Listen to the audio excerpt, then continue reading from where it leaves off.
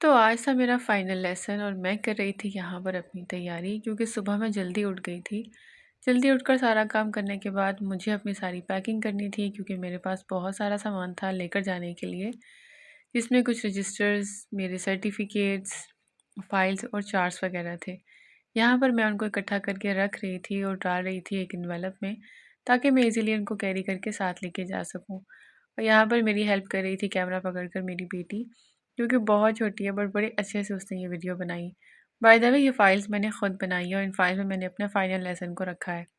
हमें टीचर्स ने यही बोला था कि जितना जल्दी हम अपने वेन्यू पर पहुँचेंगे उतना ही जल्दी हमें फ्री कर दिया जाएगा, और इसलिए मुझे भाई का बेसब्री से इंतज़ार था।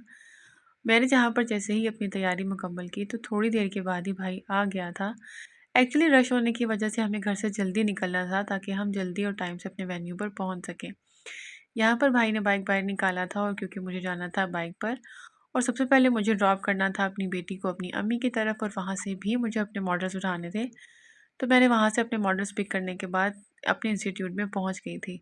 यहाँ पहुँचकर सबके मॉडल्स देखने के बाद मुझे अपने मॉडल पर बहुत ज़्यादा शर्मिंदगी हो रही थी कि मैंने क्या मॉडल बनाया है।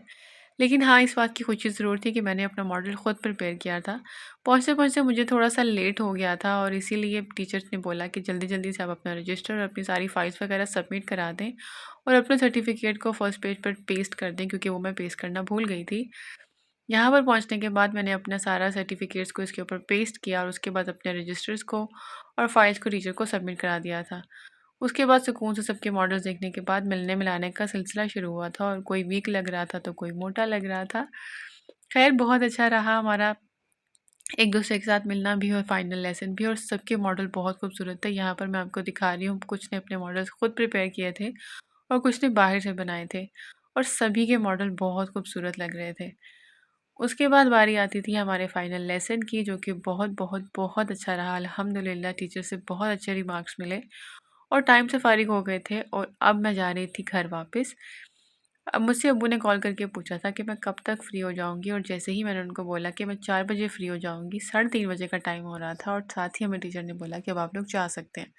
तो मुझे आधा घंटा करना पड़ा था इंतज़ार। तो गेट के पास पहुँचकर मैंने ले ली थी इस दरख्त के नीचे पनाह, और इस दरख्त के नीचे खड़े होकर मैं अपने भाई का करने लगी थी इंतज़ार, क्योंकि उसको आने में तो अभी आधा घंटा रहता था।